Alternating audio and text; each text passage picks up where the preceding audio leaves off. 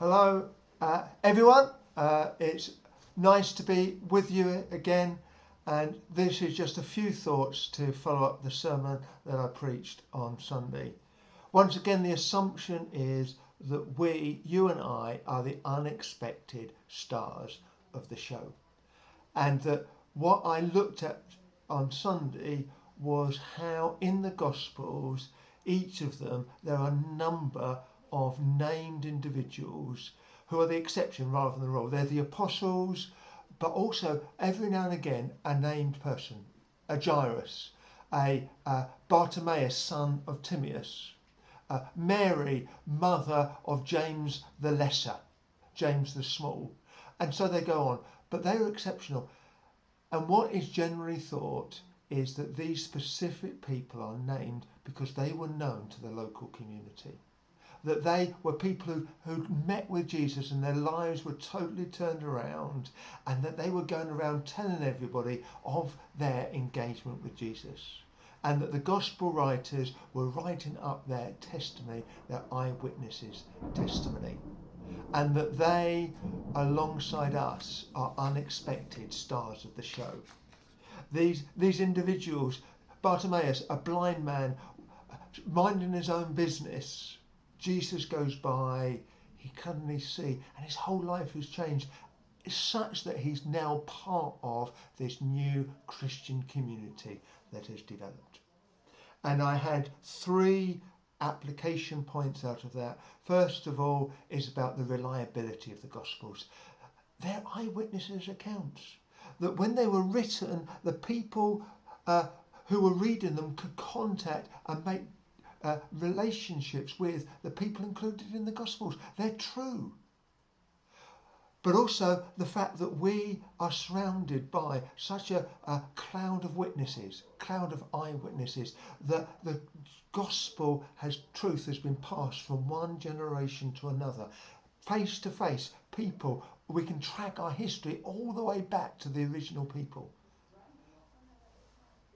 And then thirdly, that we ourselves need to be witnesses, eyewitnesses, to what we see and hear.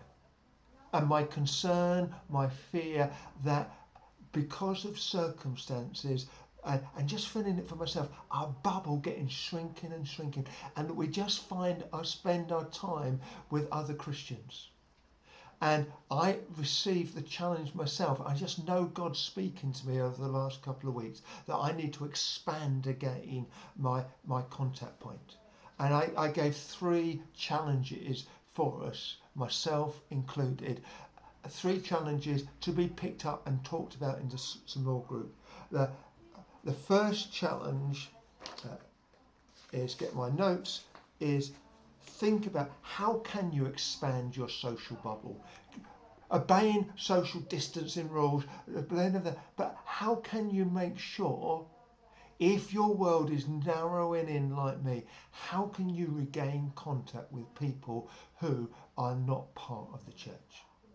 Secondly, what are then your opportunities for word and action witness? Because it may be that you're going back to work, you are going back to school, and you have those contacts. Your social bubble is expanding. But how then do you bring word and action witness into that? And then thirdly, think about the autumn. We're starting a new term.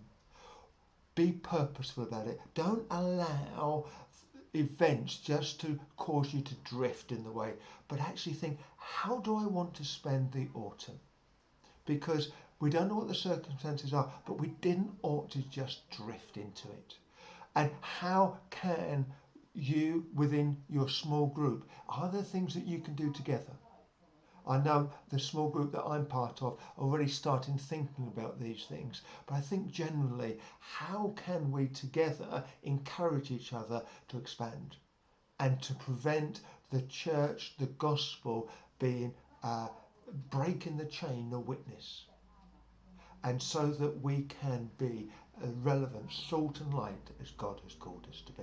I feel strongly, I feel passionately about this, and I hope you catch something of that and are able to have a good time together and hear God together as how he wants us to move forward in the autumn.